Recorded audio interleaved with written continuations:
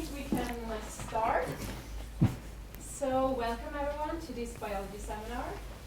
And as you may know, this is a guest speaker that we have invited from the biology PhD students. And so that is the reason why we have given some priority today to the PhD students. And it's nice to see that many of you are here. And also we're trying out this new thing today, which is to have a direct video link from the blue room to the red room, and also online, as you might have seen. And I'm happy to say that it's currently working, and so let's cross our fingers that it will continue to work throughout the seminar. And also, I'm happy to see so many people, and also the red room is filled with people, so that is very nice to see. So our guest speaker today is Professor Svante Pääbo. And Svante is Swedish. He was born in Stockholm and did his PhD at Uppsala University. Svante was initially interested in Egyptian mummies, as I've understood. And so one of his first steps into this field of paleogenetics was when he was trying to extract ancient DNA from these old mummies. And since 1997, I think it is, Svante has been the director of the Department of Genetics in the Max Planck Institute for Evolutionary Anthropology in Leipzig in Germany. So there he is currently working, and so we're very happy to have him today, Svante, and I will give the word to you now. Okay, thank you very much, and thank you.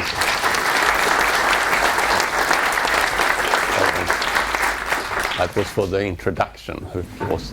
So, thanks a lot for the invitation to come here. It's really a pleasure to come to Lund. I sort of have many connections with friends and even relatives in the city and at the university, so it's really a pleasure to be here.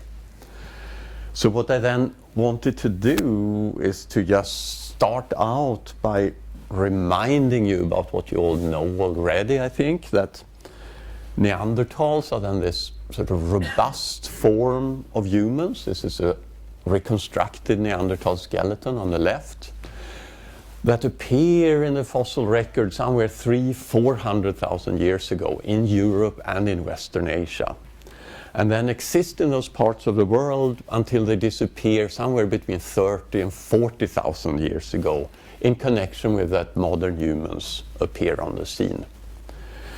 And our group is then since 20–25 years very interested and focused on Neanderthals. And you may then ask, why should we be interested in Neanderthals? They are, after all, extinct and not here anymore.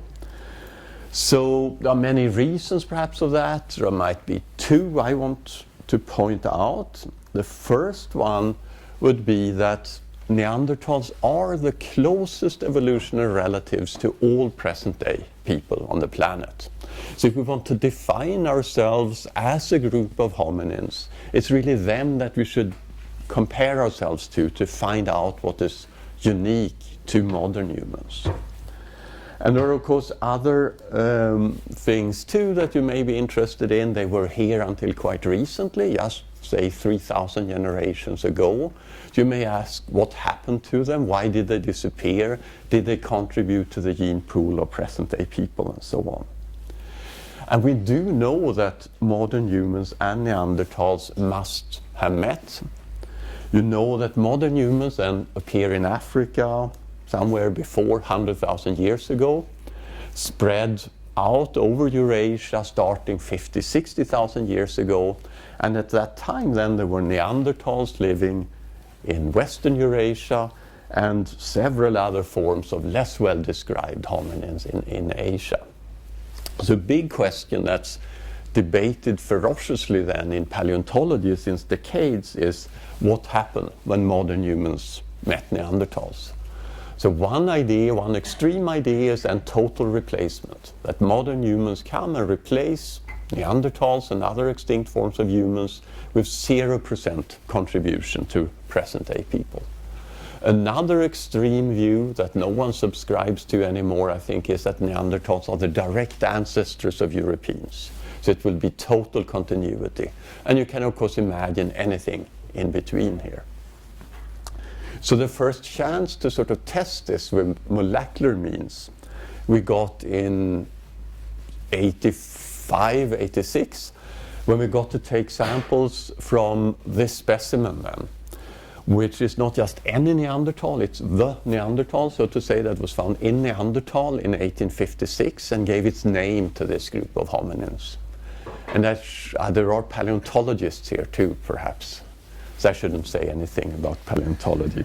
But we are very lucky that the first Neanderthal we studied, I think, is a type specimen, the one that gave its name to Neanderthals as a group. Because it's the case that almost any other Neanderthal we studied since, there's always some paleontologist to come and say, no, it's a little too gracile, it's a little too robust, it's not quite typical. But if this guy is not a Neanderthal, then sort of Neanderthals don't exist. So we got a sample from the humerus up there. Back at that time, you needed to take quite a big piece to extract the DNA.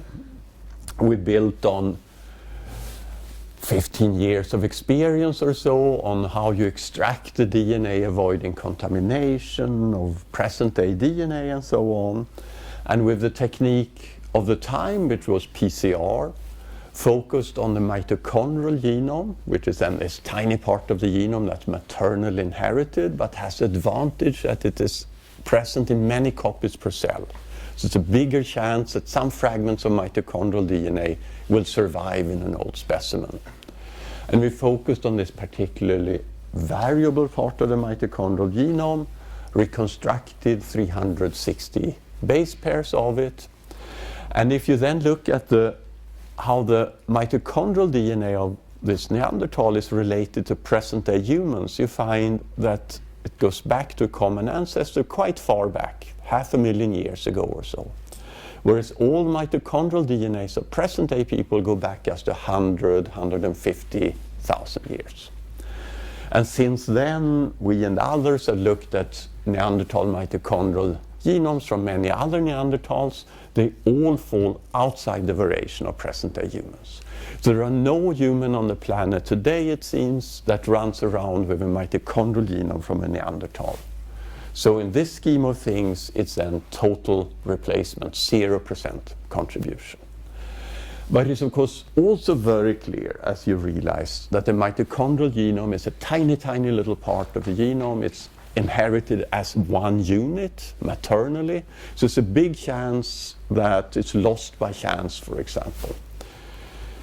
So the full picture is in the nuclear genome, but I fear that I'm on the published record somewhere 10 years ago saying we will never sequence a Neanderthal nuclear genome. It's too degraded, too little there, too much contamination, etc. Well, that then just goes to say that you should never make negative projections like that. You're generally overtaken, at least in biology, by technology. And what came around was, of course, high throughput DNA sequencing at the beginning of the millennium. The ability to sequence millions and billions of DNA molecules rapidly and inexpensively. So instead of trying to find a piece of DNA you're interested in with PCR and amplify it, you could simply extract all the DNA from a specimen, make a sequencing library sequencing all the DNA that's there, make your little database and start comparing it to the human genome that then became sequenced. And the first place where this worked for Neanderthals was in Croatia, Vindija Cave, and this specimen, which is probably around 38,000 years old, this little piece of it. And the first thing you notice then, if you look in DNA from such a specimen, is that the size of the fragments are really very short. So 50, 60 base pairs on average, hardly anything above 150, 200. The other thing you will notice is that only a tiny proportion of the total DNA in a specimen comes from a Neanderthal. So our best Neanderthal specimens from Vindija have something between 3 and 4% Neanderthal DNA. All the rest is then bacteria and fungi that colonized the bone when it was in the cave for tens of thousands of years. So we then were very lucky to be funded for 5 years when we sort of realized we had a chance to sequence a nuclear genome, to get funding to improve the methods with which we extract the DNA and transform it into a library that you can feed into the machines. So over these 5 years we got a lot better at this, the machines got a lot better, and we also learned other things of relevance for this. So for example, what we learned was that if we look on the ends of these ancient DNA fragments here, we find strange patterns of substitutions.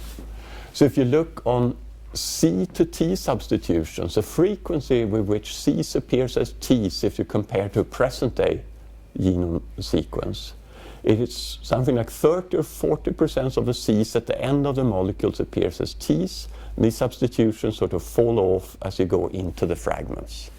This is clearly some kind of a chemical thing that goes on, and it turns out to be deamination of cytosines, losing the amino group here, so you get uracil, which is of course an unnatural base in DNA, and which is then read as T by the DNA polymerases you use when you amplify your sequence. So what we did was then go through many sites, many specimens, focus on 3 bones from 3 different Neanderthal individuals, sequenced a bit over 1 billion DNA sequences from them, most of them then bacterial, fungal. But we then mapped those that we could to the human genome, taking into account, for example, the C to T changes towards the ends, sort of down weighting them in the mapping algorithms because we knew they were due to this chemical errors. Then map this to the human genome, ending up at the time with something like 1-fold coverage, meaning each position in the genome has statistically many positions seen twice, even 3 times, but also many modern humans met Neanderthals and mixed with them. What we would then expect is that Europeans today should carry more Neanderthal-like genetic variants than people in Africa, where there had never been Neanderthals, right? So it's this idea here. If there was total replacement, a Neanderthal genome would be equally far from someone in Africa as someone in Europe. If there is some contribution here, on average, a European person should be a bit closer to a Neanderthal than an African person. So we had this Neanderthal genome. We sequenced 5 individuals from different parts of the world, and we wanted to sequence these genomes ourselves, not because we think we sequence more accurately than other people, but that we know the error frequencies are the same in them, because we look for tiny little signals now. And then we did different analysis, but one analysis we did, the first one, was very simple one. Just taking 2 present-day genomes, finding all positions where they differ from each other, these 2 individuals, and then taking the Neanderthal and see how often does the Neanderthal match this present-day person and this present-day person. And just to test it, if you now take 2 Africans where Neanderthals have never have been, it should be 50-50, right? Because there's no reason that the Neanderthal should have contributed more to one African than another African, because they should never have met. And indeed, statistically speaking, that's the case. It's about a little less than 100,000 matches at the time to that one and to that one. But to my surprise then, I must say, when we took a European individual and an African individual, we found statistically significantly more matching to the European individual. Even more surprising was that a Chinese individual and an African individual, we find more matching to the Chinese person. And that's surprising because most people would agree that Neanderthals have never been in China. And everyone would agree that Neanderthals have never been in Papua New Guinea, but still we find this more matching here. So sort of one question then was, how could it be that we find this apparent contribution from Neanderthals, not only in Europe where Neanderthals existed, but in China and in Papua New Guinea? And the idea that we sort of suggested that have since been borne out by us and by others is then to say that when modern humans left Africa, they presumably passed somewhere through the Middle East. We know there were Neanderthals there. And if these early modern humans then mixed with Neanderthals and then went on to become the ancestors of everybody outside Africa, they could sort of carry with them this Neanderthal contribution out to parts of the world, also where Neanderthals had not been. To the extent then that somewhere between 1 and 2% of the genomes of people today, if your roots are outside Africa, come from Neanderthals. And quite rapidly there was a lot of sort of follow-up work of this in the literature scientifically, and that was quite satisfying. I can never stop myself at this point to sort of it turned out to be very interested, more interested than we had thought in this work. So very soon after this paper appeared, I started getting lots of letters and emails from people who self-identify as Neanderthals. And I started seeing this strange pattern in this correspondence, namely that it was mainly men who sort of claim they are Neanderthals, and hardly any women who think they are Neanderthals. So I sort of presented this work to my group as my research. I count emails, and they were very critical, of course. They are particularly critical about anything I will say. So they said, this is just ascertainment, this is just that men are more interested in molecular genetics than females, so the men will write to you. But that's not true, because I went back to my emails and I found quite a lot of women who say they are married to Neanderthals. And no men who claim they are married to Neanderthal women. So as a geneticist, you of course get very interested in an inheritance pattern like this. So that's something one needs to follow up. But we are not only counting emails, of course, since that time. So we're also looking at other archaeological sites, and particularly then a site in southern Siberia, the Nisova Cave, on the Russian side in the Altai Mountains, close to the border to China and Mongolia. And Professor Derevyanko excavated many years. And it's this beautiful site. And in 2010, they found this toe phalanx there. And by that time, we had worked out a new super sensitive protocol to make DNA libraries from small amounts of DNA that relies on denaturing the DNA. So rather like in other protocols, sort of fix the ends of the double-stranded DNA and add adapters here, you start by denaturing the DNA. So you have single strands, and by single strand ligation, add this adapter with a biotin on it, so you can sort of put this on solid support, synthesize the other strand, so that now each double-stranded molecule have 2 chances to make it into the library, 1 for each strand. And that turns out to be quite crucial. If there are chemical modifications in this old DNA that sort of makes it impossible to replicate this molecule, they often affect only 1 strand, so you still have a chance to get the other strand. And this bone was also so well preserved, so we could go from this 1-fold coverage genome to something that was actually 40-fold coverage. So we now have a very good Neanderthal genome, as good a genome as you would have from a present-day individual. I should say to the parts of the genome where you can map short fragments, of course. There are large parts of the genome that are duplicated, and when you have these short fragments, you don't know if you should map them to this copy or that copy of something. So for 2/3 of the genome, that's really single copy, we have really everything. So you can now say in the 1,000 genomes data, look on 1 chromosome here, say in different present-day people, and see what fragments on chromosome 9 different people carry from the Neanderthal. It gets a little shady how much really an individual person carries, because as these fragments get shorter, you have less information to go on if they really come from Neanderthals.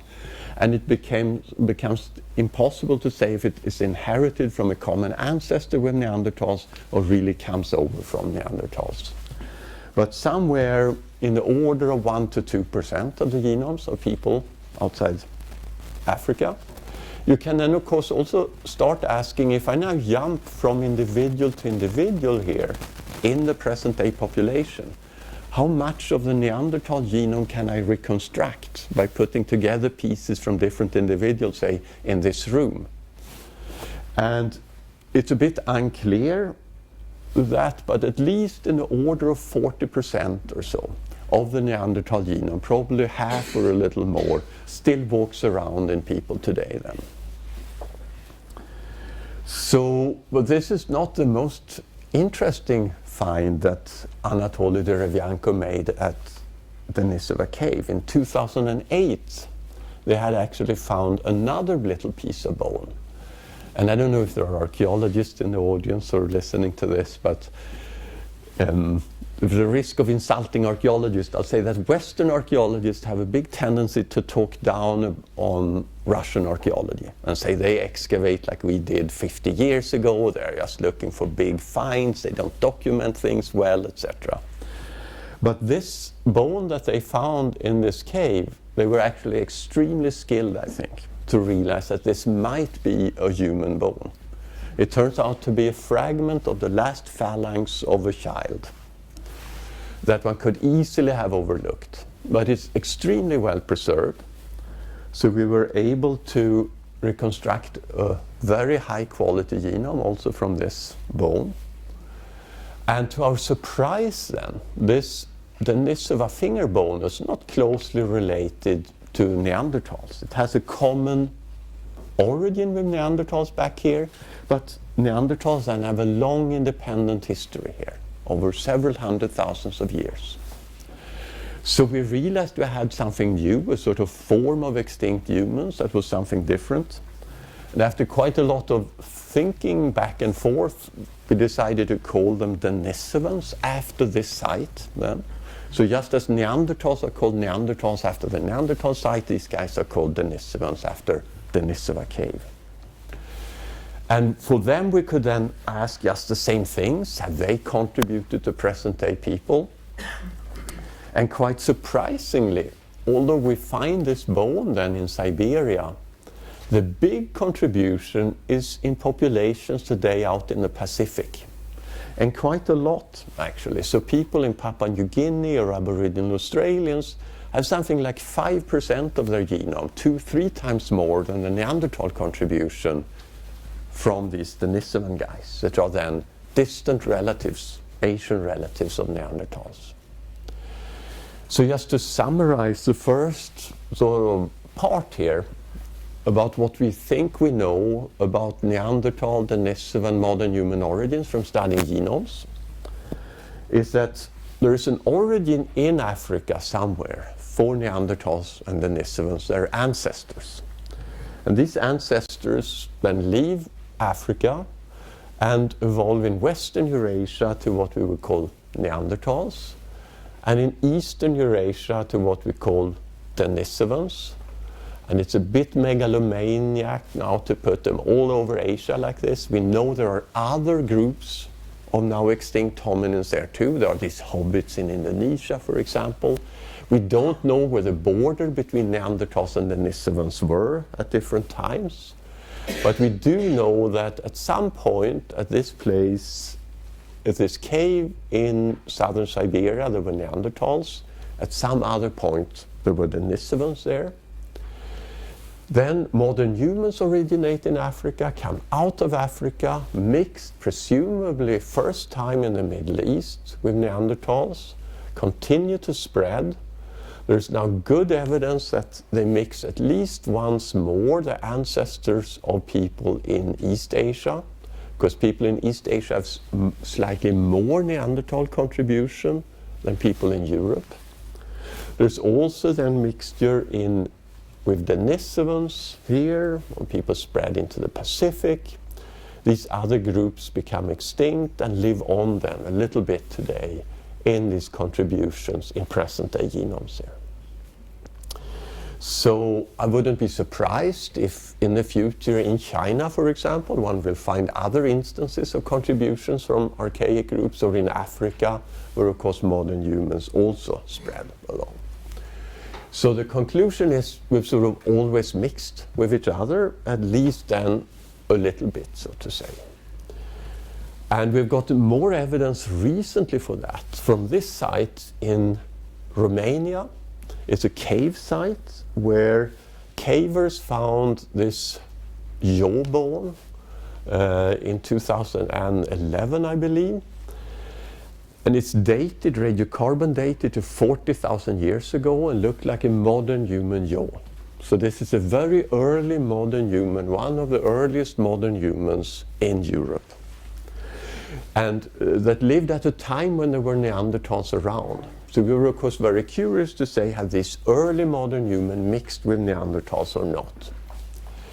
So if you just look on one chromosome now in the genome of this individual, these are some present-day people and some ancient modern humans, where fragments, DNA fragments from Neanderthals are marked in color. So the question was, this guy from this Oasis site in Romania, does that carry any Neanderthal DNA or not?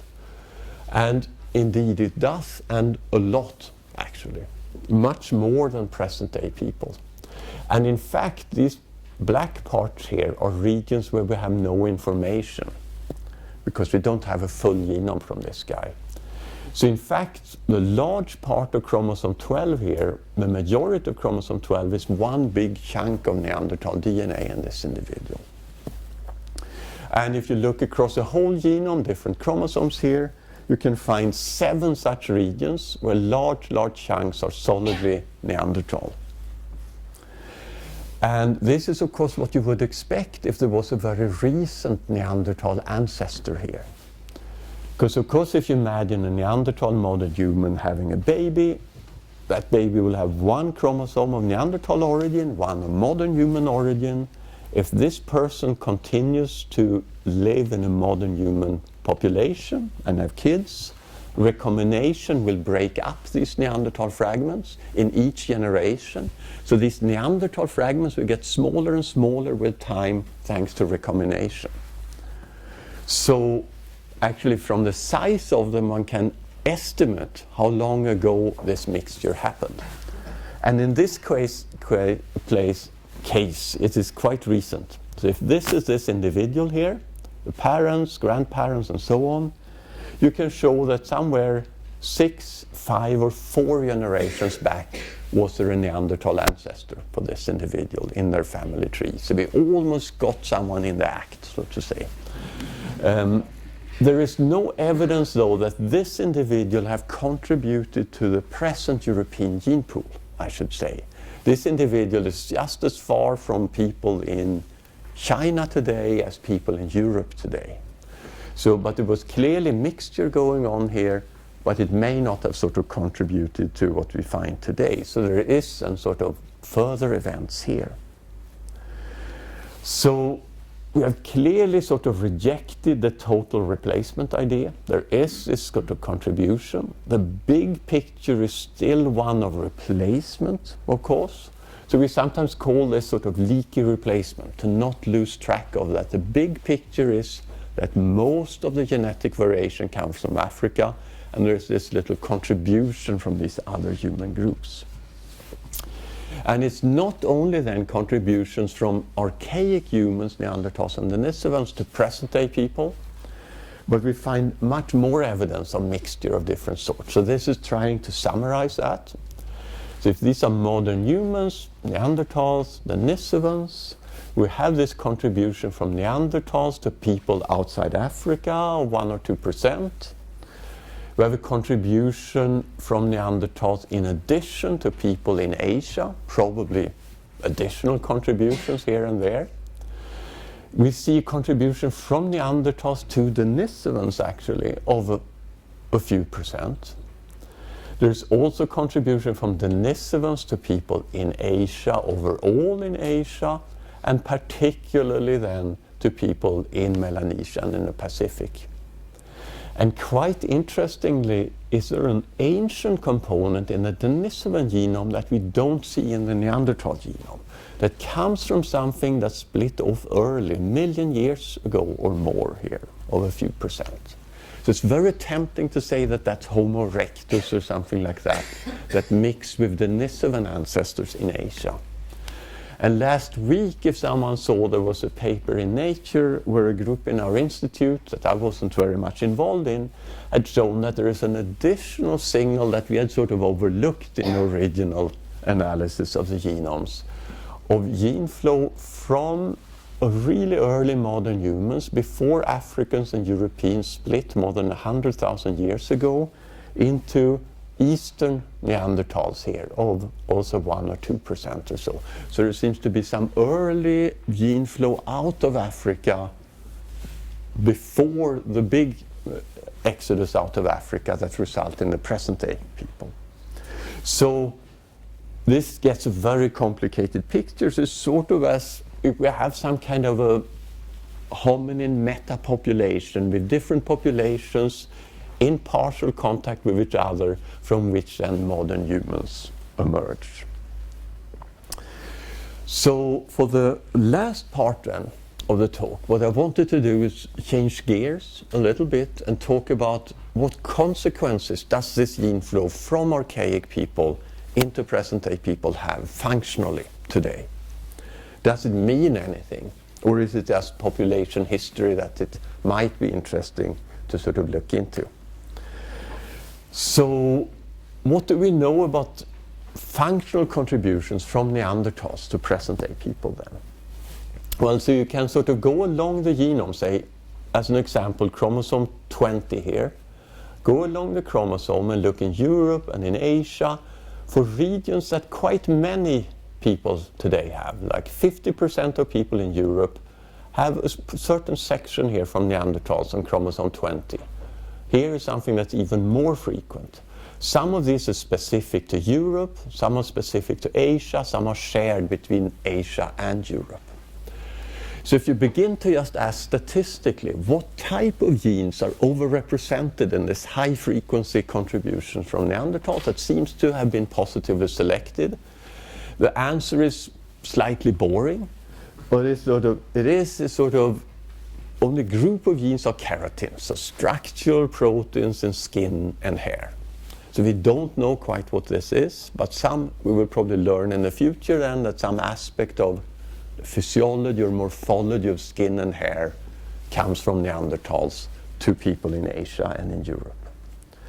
A bit more functionally exciting perhaps is that early on already it was a group in Stanford who showed that transplantation antigen genes, the genes that are important for how we present antigens to the immune system, some variants of such genes come from Neanderthals and from Denisovans and have risen to high frequency in certain parts of the world, presumably as a response then to different pathogens.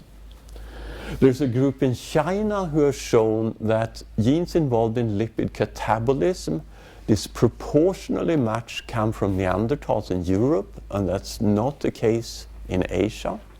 We don't know what aspects of lipid catabolism then it is, but we will presumably learn that in the future.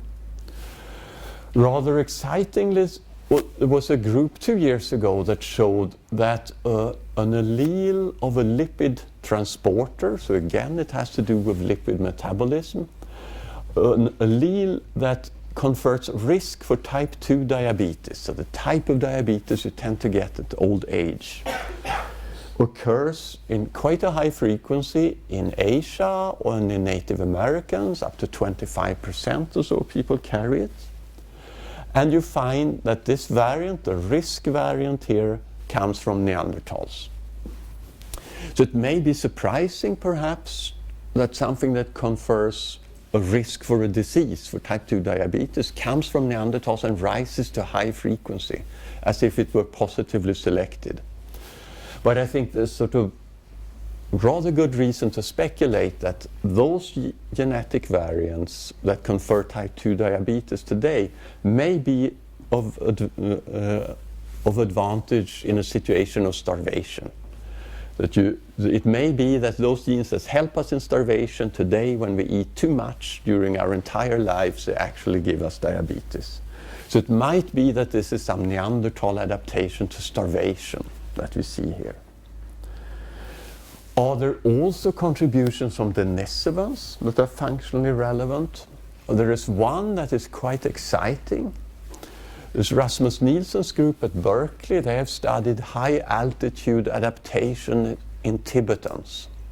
So people who live over 3,000 meters in Tibet have genetic adaptations to living where there's little oxygen in the air. It was already known that a gene variant of a gene called EPAS1 was particularly important for that. It has to do with how many red blood cells you have in your blood. And this variant is very common in Tibetans, something like 80%, hardly present anywhere else, a green variant, slightly in Han Chinese. And it turns out that this variant comes over from Denisovans and into ancestors of Tibetans. So it's sort of quite exciting to think that we might not have had so large populations living in the high plateau in Tibet if we didn't have this contribution from Denisovans. There's sort of a picture emerging here where these modern humans that come out of Africa, they meet these other groups that have lived for 400,000 years in these other environments and are adapted to them. These newcomers from Africa mix a bit with these groups, and when there are then genetic variants that are advantageous, they pick them up and they rise to high frequency. So it's something that I would call adaptive introgression or so. Maybe if one study, it's more common in other species. People here might be more familiar with this than me. But it's sort of a phenomenon that we have not thought so much about in the spread of humans around the world. So I just want to mention one more study that came out just in January. That involves toll-like receptors. So these are receptors on immune cells, sort of innate immunity, where there are 3 such receptor genes together on chromosome 4. And there's good evidence both in Asia and in Europe that this comes from archaic individuals. If you look at trees of these different sequences or haplotypes, you then see there are 2 versions here that are clearly coming from Neanderthals. There's another version that comes from Denisovans, that's then particularly prevalent in Asia. So there have been 3 versions of these genes coming over from these archaic groups. They are then particularly frequent outside Africa, of course. And if you look on people who are homozygous today for the Neanderthal variant of these 3 genes, they always express more of these receptors than people who are heterozygous or homozygous for the non-Neanderthal variant. There's higher expression of it.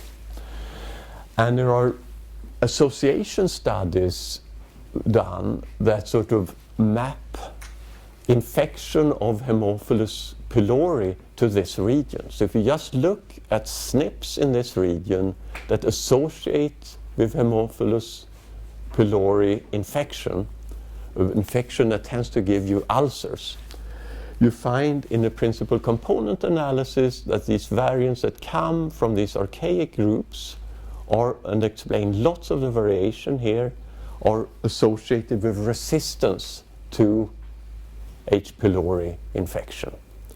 But they are also associated actually with an increased risk of allergic diseases. There are more and more evidence coming almost every month that this sort of contribution does have physiological effects. So if you don't have an ulcer, you maybe should thank the Neanderthals for that.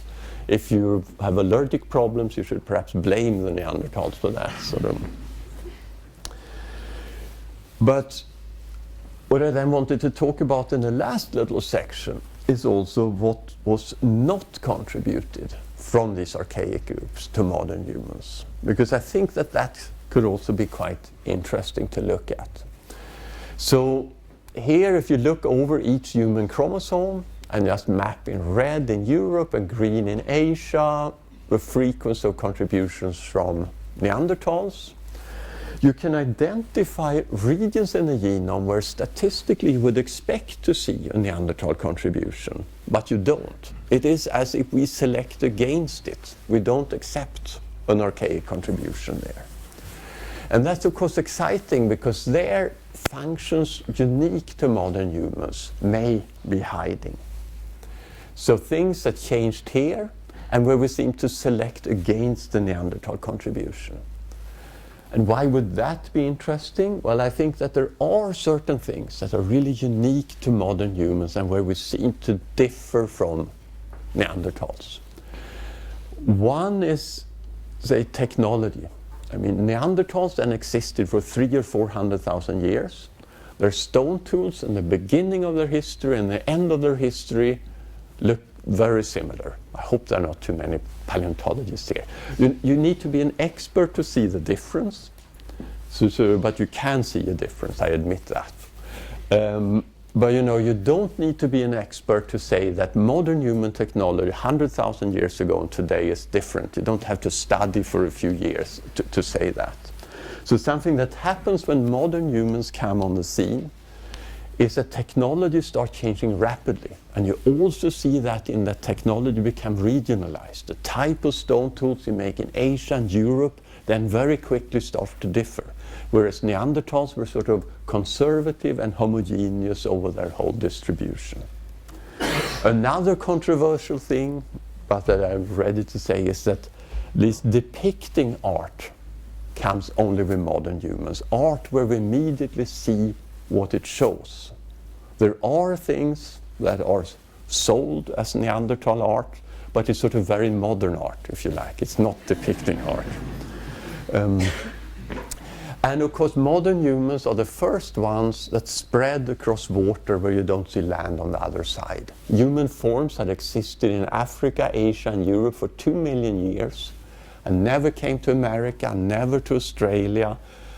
With one exception, perhaps, there is no evidence that one ever spread across water where you don't see that there's land on the other side. So these other guys were not mad. Modern humans came and started sailing out everywhere, right, and coming to Easter Island. Of course, it has to do with technology, but also something with your attitude to things, perhaps. So what we can now do with the Neanderthal and Denisovan genomes is to make a catalog over all new features in the human genome. So things that changed here, that we all share today, but Neanderthals look like the apes. And if we are now very restrictive and say, as far as we know, 100% of people should have these changes and no Neanderthal, Denisovan or ape, then that list of things is not very long. It's a little over 30,000 changes in the genome. So you can look through them in an afternoon in a computer. So whereas my genome differs from one of your genomes at 3 million places, if we make the requirement that we should all share this change wherever we are on the planet and be different from Neanderthals, it's just 30,000 or so. Our problem is we can look through this, but we don't understand what we see.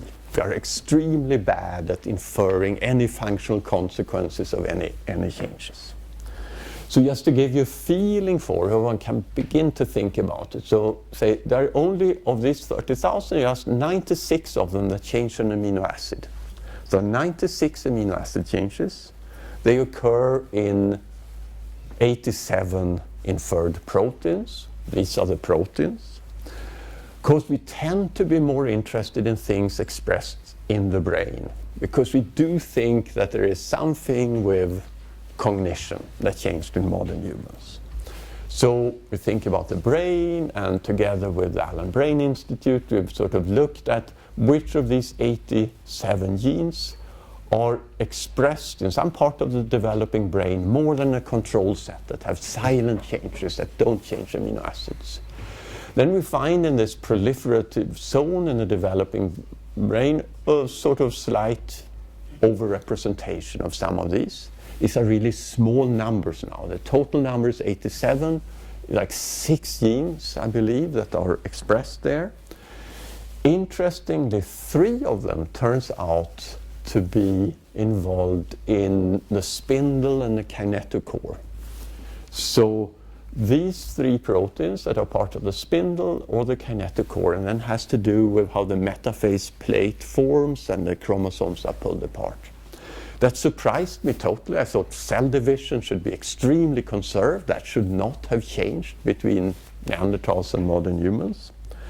But of course you can speculate. You can say that there is good evidence from neurodevelopment that how the stem cells, the cleavage plane of the stem cells during neuron development in the embryo sort of determines how many nerve cells you do and what type of nerve cells. So maybe it's the case that these three genes then involved in spindle and kinetochore are particularly interesting and one should study them. But it's sort of pure speculation, right? So that brings us to the last question here. How should we then in the future study human-specific and Neanderthal-specific, perhaps in the future, genetic changes? Because we're now dealing with a phenotype that's human-specific, so we don't have an animal model. And so I've gone around for over 10 years, I think, and made talks where I say what we want to do is put Neanderthal alleles in transgenic humans and human alleles in transgenic chimps, and unfortunately we can't do that because we have ethics committees and problems of different sorts. But it's not just a joke, because this is of course what we would do if we studied Drosophila or something like that to prove our point, right? And it's even less of a joke now, because now there are even sort of professors that go around and say we have the Neanderthal genome, so what we should do is actually clone Neanderthals. We should use CRISPR and edit a human embryo at these 31,000 positions and then study the phenotype, and we need an adventurous woman to bear this child. And I think there are both ethical and technical issues there. That will also not happen. But the issue is, of course, what could you do so that this is not just storytelling in the future? Well, I think one thing that will happen is that we will find back mutation to the ancestral state in humans. Because every baby that's born have 50 or 100 new mutations. The genome is just 3 billion base pairs. There are 7 billion people on the world carrying 14 billion genomes, right? So every mutation compatible with human life exists in the human population. Most of them at very low frequencies. But in a future where we all get our genome sequenced as soon as we go to the doctor, so we will have millions and millions of genome sequences, we will start finding all these mutations back to the ancestral state. So I think that will sort of probably become ethically possible to study in the future. There will be issues with that. Do we need them in a homozygote state, or can we other sort of dominant effects of these things and so on? But that's a bit in the future. Of course, what you can do is engineer these changes into stem cells, iPS cells, and we and others are working on that. And you can also put these things into transgenic animal models after all. And I just want to end with sort of one such project that we're involved in since a few years as an illustration of types of work we will see in the future, I think. And it involves this gene on chromosome 7, FOXP2, that some of you have heard about, I'm sure. It was found by Tony Monaco several years ago now in a famous family in Britain that have a severe language and speech problem that segregates as if it was an autosomal dominant problem. And it is, and they found this gene then that encodes this transcription factor. It turns out that the protein is very, very conserved, although when you knock out one copy of this, you have a very specific language and speech problem with no other effects on sort of intelligence or cognition or so. But it does carry 2 amino acid changes that are specific to humans relative to apes. So we of course got very interested in that and said those 2 changes might be interesting. And we were very interested when we got the Neanderthal and Denisovan genomes to see are these things shared with Neanderthals or not. So these are then these 2 positions are close to each other in the protein. And when we got the Neanderthal and the Denisovan, it turns out that they are actually identical to present-day people and not like the apes. So whatever these changes do, they occurred before the separation of Neanderthals and Denisovans here. Now that doesn't make them less interesting. It just says that whatever they do, it would be shared with Neanderthals. So what we went ahead and did was then to take a mouse, and these are these two changes, and engineer the mouse so that it now carries the human-specific amino acid changes, with the exception of one change that we hope is conserved and doesn't do anything. This mouse, and from its endogenous gene, makes a human FOXP2 protein. So you then have this mouse that makes this human protein that has to do with language and speech, and you're sort of faced with the next problem. You have this mouse and you try to speak to it, and it sort of doesn't answer. Perhaps its lifespan is too short to really learn to speak. But you have a model anyway that you can begin to start studying. And indeed, this does have some consequences. So you can look at synaptic plasticity, so you can look at long-term depression, so sort of a high frequency stimulations of neurons, in this case in the striatum, and then how the excitability of the neurons goes down after that, which is a model for learning and memory also. And if we now compare the humanized mice to their litter mates born by the same mother but have the wild type protein, you have much enhanced long-term depression in the humanized mice compared to the non-humanized litter mates. You can also look at the dendritic trees in the striatum, and you see longer dendrites in the humanized mice compared to their litter mates. So they seem to make more connections to other neurons there. And you find these effects in parts of the brain that the sort of motor cortex and basal ganglia that form part of this corticobasal ganglial circuits that are involved in motor learning. So that stimulated a previous graduate student from the lab to do a postdoc with Anne Graybill at MIT in Boston and study motor learning in these humanized mice. So what they did was sort of have the mouse in a maze and teach it different things, to go and find chocolate milk, which the mice like very much. And they then do experiments where they get a light signal to the mouse. So the mouse sort of get a light signal on the left here, say, and learns with time that it should turn to the left to go to the mice. And that learning is no different in a humanized mice or a wild type mice. But it comes a time when you can do away with the lamp. If the lamp is always to the left, it takes a while for the mouse to learn I should go to the left. But then you can stop giving the signal and the mouse will just know I go to the left and I every time get my chocolate milk.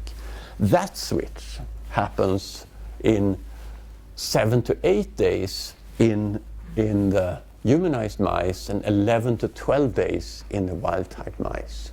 So they make this sort of automation, the proceduralization, as a neurobiologist would say, of this motor activity quicker.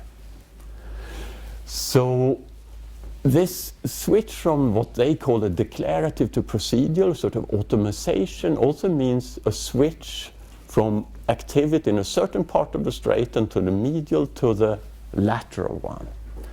So I'm not a neurobiologist, but when they explain this to me, they say this is like in humans when you learn to bike as a kid, for example. In the beginning, you think about what you do, and you sort of lean to this side, you should steer to that side, and you're very bad at biking. But then after a while, there comes a time when you stop thinking about what you do, and it's automatic, and then you're suddenly good at biking. And that is a switch from declarative to procedural, and the switch from medial to lateral activity in the striatum. So we went and checked in the mice, and indeed what we see is that we see enhanced LTD in the lateral part of the striatum. That was what I showed you earlier, and we see no such effect medially. So this sort of fits with that it is this switch in the mice. So that then leads to a sort of hypothesis that these two amino acid changes in this gene affects these sort of corticobasal ganglia circuits and allows faster sort of automation of motor movements. So of course very tempting to say that the most sophisticated motor coordination we do as humans is articulate speech. That we need millisecond control between what your vocal cords, your lips, your tongue do when you articulate. No other primate can do that. There are birds and things that can do that, but no other primates can do it. So it is sort of tempting then to say that this has to do with articulation. And I think it's sort of very encouraging this, that one could imagine that one can develop animal models in the future for not only this gene but other genes that have interesting human-specific changes and may sort of be of interest to understand what sets humans apart. So I hope I then convinced you that if you're interested in human evolution, it's very useful to have the genome of our closest relative, because you can sort of then find what happened recently in human evolution, what happened earlier. In the future, we will also be able to see what was specific to Neanderthals when we have more Neanderthal genomes. But that the challenge now is perhaps to take the next step and start studying the function of these changes. And that to do that, we will, of course, engineer these things into stem cells, but that also animal models then can be of use, such as humanized mice. So I should say many people have been involved in this. Many people then who excavate fascinating things that without whom we could not do this. Many people in the lab. I will just mention one person, and that's Matthias Meyer, who developed this single-strand library protocol without which we would not have been able to do these high-quality, high-coverage genomes that we've done from Neanderthals and Denisovans. And many people have helped analyze the data. I mentioned particularly Janet Kelso, who coordinates all the bioinformatics in Leipzig, and Kai, who coordinated particularly the Neanderthal genome, and David Reich at the Broad and Montes Latkin at Berkeley for more the sort of innovative population genetic analysis that have sort of gone into this. And with that, I then thank you for your attention.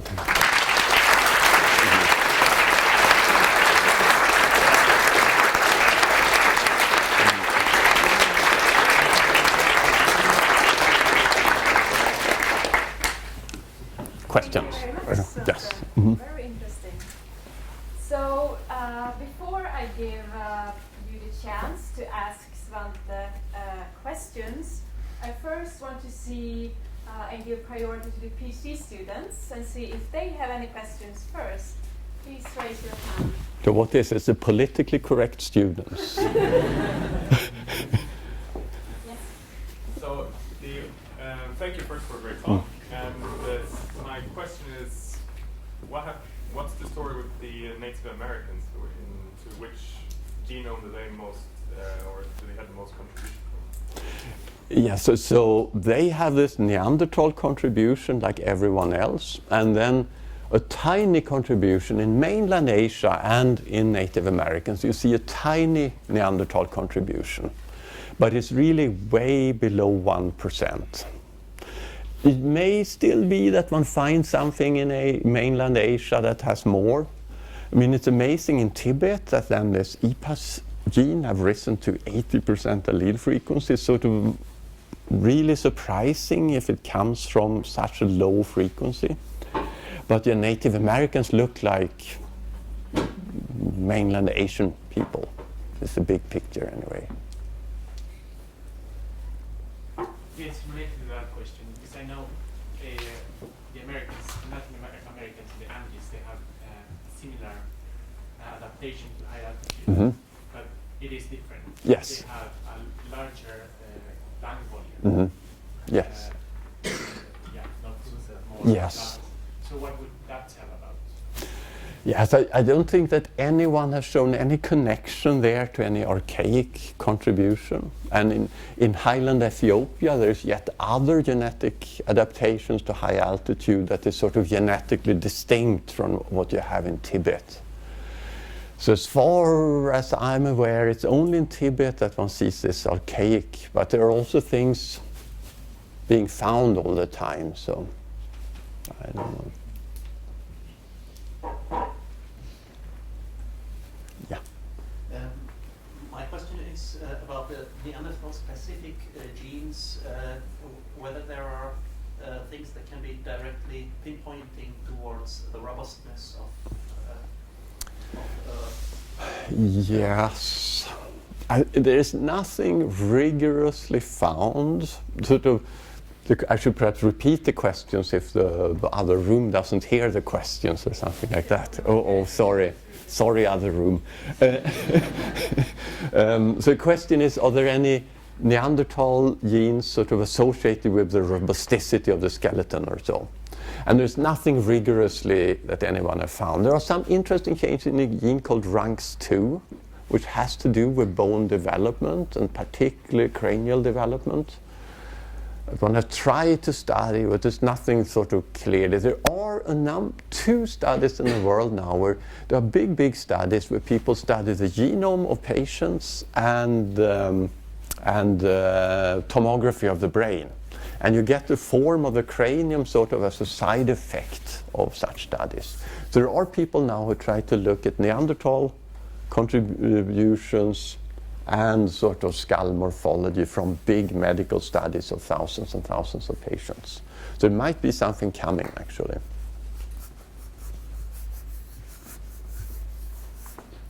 Any more prestigious questions? Okay, then we open up for questions from the whole audience. And no one else there. But yeah.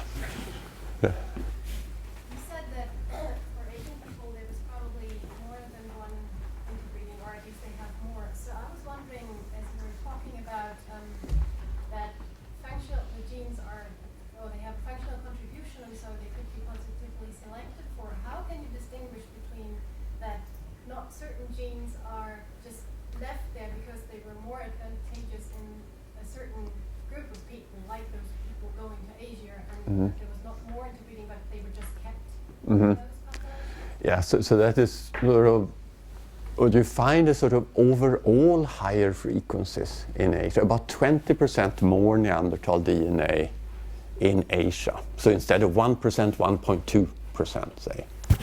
So there's particularly Josh Akey in Seattle who sort of studied that and sort of, as I understand it, modeled it, and that is sort of quite clear that it has to be an extra contribution.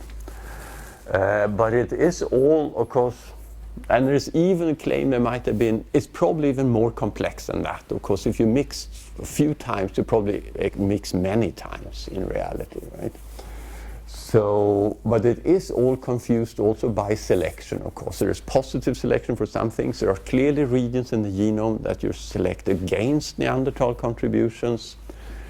So yes, I'm always sort of, these population geneticists then model these things. And it's always a question of how do you model the selection. Generally they don't, actually. Because it's very hard to sort of say, no, that happened, yeah. But I think it's good evidence that there is an additional component in Asia. You mentioned the possibility that there was not only one, but perhaps two or several migrations out of Africa. So is it totally inconceivable that the mixture with the Neanderthals was actually through those intermediate steps, so that the last wave that moved out of Africa was not interbreeding with the Neanderthals themselves, but rather with the previous people? Yes. So the question is, when there's now evidence that came out last week then of early mixing between modern humans and Neanderthals, could it be that the last wave never really mixed, that was earlier? I think there's good evidence that the last wave really mixed, coming from dating of the size distribution of these fragments. that if you look at the size of fragments in present-day people and extrapolate back to when they should have entered the gene pool, you arrive something to 40 to 60,000 years ago. All this is a little iffy because it depends on the recombination landscape, of course. And we know that recombination hotspots shift quite rapidly over evolution. We also know actually that the recombination hotspots in Neanderthals were different because these sort of motifs that this PRDM9 protein recognize is different in Neanderthals. So it's a bit, but I think sort of the published papers where I'm a co-author sort of estimate this to 40 to 60,000 years ago. So I should stay with that. I think it's hard to imagine that it would be, 150,000 years instead. I wouldn't swear on those years, but so what was sort of shown now is this, that there is in the Neanderthal genome from Siberia, there is a component of modern human DNA that entered that genome that seems to be far back in time, over 100,000 years ago. There are, of course, modern human-like fossils in the Middle East 120,000 years ago. There are things in China that look modern human that is also beyond 80,000 years ago or so. So I think there is sort of some evidence that some early modern human probably left Africa. They probably got absorbed into Neanderthals or became extinct. They are not the direct ancestors of people today, but they contributed to Neanderthals. Yes. Now you have shown that Neanderthal and modern humans mixed and interbred and produced fertile offspring. So from a species concept, what would you now say is the best description for the Neanderthalensis? Is it a subspecies of humans? Yeah, so the question is, when they mix now and have fertile offspring, is species or subspecies? And yes, this is probably a dangerous statement in this place, but I'm sort of so bored with taxonomy. In a way, I find the discussion a sterile academic exercise. I mean, we know there is no species concept that works in all instances. If we now show that these groups met, and I'm judiciously avoiding using any Latin name, right, even in our papers, to sort of avoid taking a stand on this, because it just elicits a lot of discussions where there will be no answer, right? It's not going to be one thing is right or the other wrong. I mean, what one can say is, and there is this contribution, one does mix, is clearly fertile offspring. What I didn't mention was, if you now look at the genes that are in the regions where we lack a Neanderthal contribution, where they are expressed in our bodies, primarily. There is just one tissue that stands out, and that's testicles, a sort of male germline. So it is as if we sort of select against the contribution of genes expressed in the testes, so may make you think that there was some problem with male fertility in the offspring. So that's sort of fixed into Haldane's rules and things like that, saying that when closely related species or populations mix, it's often the male's offspring that has problems with fertility. Yeah, do you now want to call this subspecies or species? I don't care. If we describe what it is, I don't care what the professors in the university call it. It's sort of. But I mean, I realize you need taxonomy when you study many other species where you sort of don't have such detailed knowledge and you need to describe what is out there in the wild. But then you started out with saying we need the Neanderthalensis to define a modern human. So why can't we then just use the chimpanzees to define a modern human? You can also do that, but I didn't call it Neanderthalensis. I called it Neanderthals. And of course, they are the closest group related to us. And I said group, so not species. It is still like, if we want to say what was special with these things of technology spreading all over the world, becoming billions of people instead of hundreds of thousands of individuals, that is unique to modern humans. And that is sort of what, even in a bigger perspective, sets humans apart and causes us to influence a large part of the biosphere today, right? All these other hominins lived there. They were in the order of 100,000 individuals. They never disturbed anything on the planet, if you like. So sort of, it is a rather fundamental question to say, what is it that made modern humans behave like this? So that question. But yes, I'm sort of agnostic on what I call this in terms of species or subspecies or so. Yeah. So given that there are some groups that have fairly high amounts of Neanderthal DNA, but there's no evidence of any mitochondrial DNA that Mhm. is found so far, is this consistent with what you might expect given the amount of nuclear introduction? Could it just be by chance, or Yes. maybe some selection against that combination? Yes. So the question is, given that we have no mitochondrial contribution, is this consistent with just chance or some sex bias in there? So, yes, I mean, Monteslatkin at Berkeley has simulated this, and it is consistent with just mitochondria by chance. So we were very excited when we then got the nuclear genome, because if it was mainly male gene flow, not contributing mitochondria, we would also expect half the contribution on the X, right? Because papas just give X chromosome to half their offspring. And indeed we find that. We find less contribution on the X. So we were very excited and said, we have shown that it was Neanderthal males were attractive to the modern human women. And that's reflected in this, all the emails we get also, right? So, but then we started finding these large regions where we select against Neanderthal things, also on the autosomes. So then one can also say, yes, it just happens to be on the X chromosome also, this sort of selection. So we sort of don't know, really. It's compatible with just chance. I wanted to ask if you were able to identify some regions of the Neanderthal genome that is particularly beneficial for hybrids, since they have managed to survive, obviously. Yes. So the question is there any part of the Neanderthal genome that's particularly beneficial for hybrids? I've not given enough thought to how one would find that. We obviously find some things that have risen to high frequency, both in Asia and Europe. One could, of course, imagine that that was something that is... would one imagine an advantage in the hybrid that's there just when it's sort of really a hybrid with 50-50 or 25-75 and then not an advantage anymore? Or yes, I'd have to think about what one exactly would ask, yes. There are clearly things that have been advantageous, but if that is biological, yeah, there's some biological advantage, yes. There are some of those things I showed there, that there's high frequency in Asia and in Europe. What is there, we don't know.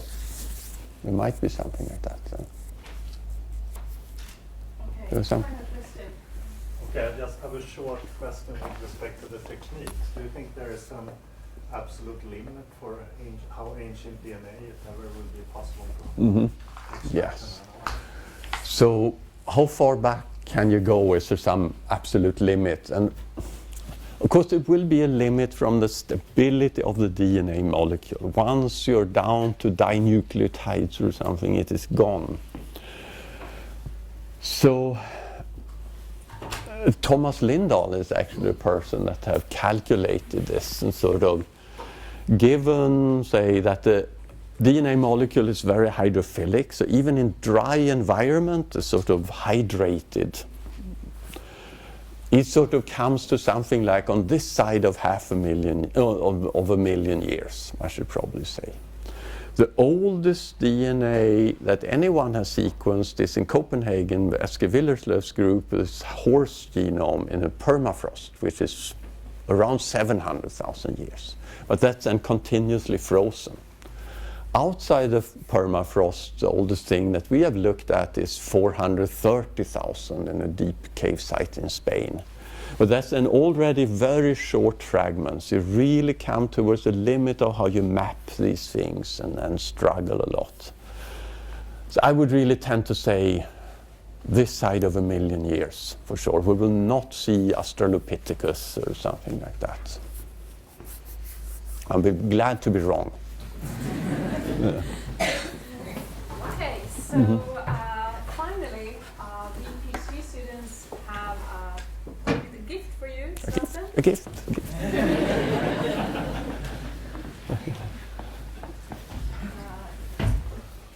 As a thanks for coming Oh. here and giving this seminar for us. So this is a book with nature photographers from Skåne. Wonderful. That's So great. it's to remind you of Sweden when you're in Yes. Thank you very much. Thank you.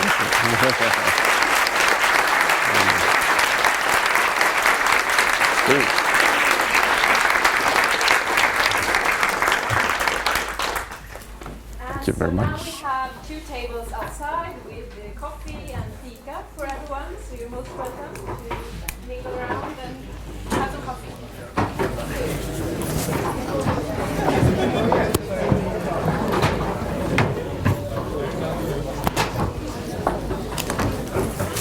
Okej, tack. Ja. Jag lyssnade på ditt sommarprat också. Okej. Det var i alla fall lite annorlunda.